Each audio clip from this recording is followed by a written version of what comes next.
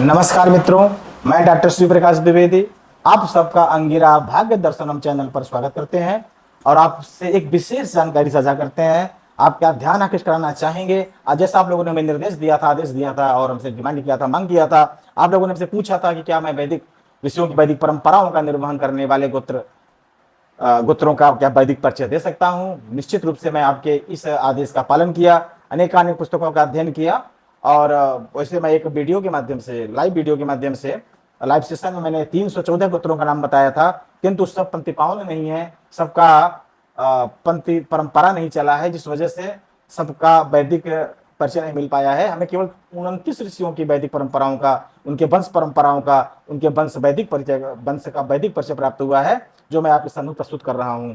अभी मित्रों में हम लोग वत्स गोत्र के विषय में चर्चा करेंगे। तो वत्स गोत्र का वैदिक परिचय, तो इसमें 10 बातें अनिवार्य हैं, आपको जानना चाहिए।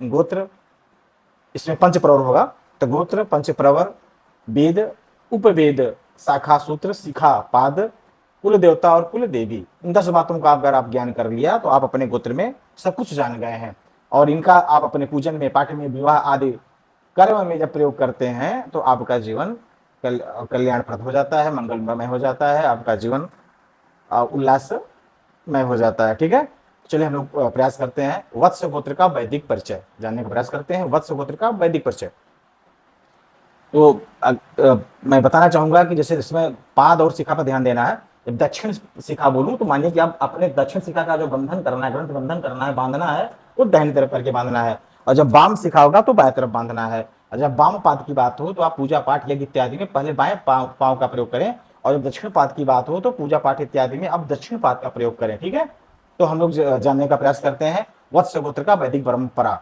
या वत्स गोत्र का वैदिक परिचय।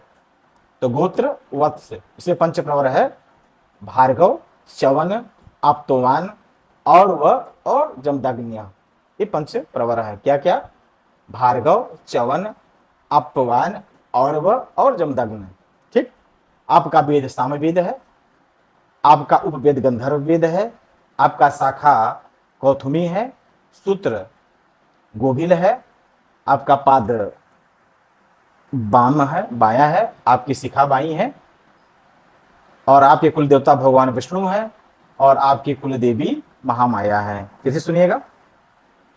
गोत्र वत्स,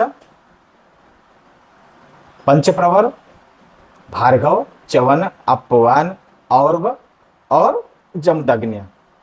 आपका वेद सामवेद, उपवेद गंधर्व वेद, शाखा कौथुमी, सूत्र गोभिल, शिखा बाम, पाद बाम, कुल देवता भगवान विष्णु और कुल देवी महामाया है। ठीक है, इस विशेष जानकारी का आप उपयोग करते हुए अपने जीवन में किए गए सारे धार्मिक कार्यों का सद्गुण संपूर्ण लाभ प्राप्त कर सकते हैं। धन्यवाद।